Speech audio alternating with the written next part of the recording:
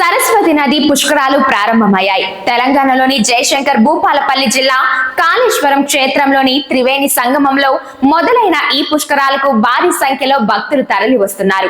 మే 15వ తేదీ నుంచి మే 26వ తేదీ వరకు 12 రోజుల పాటు ఈ పుష్కరాలు జరగనున్నాయి.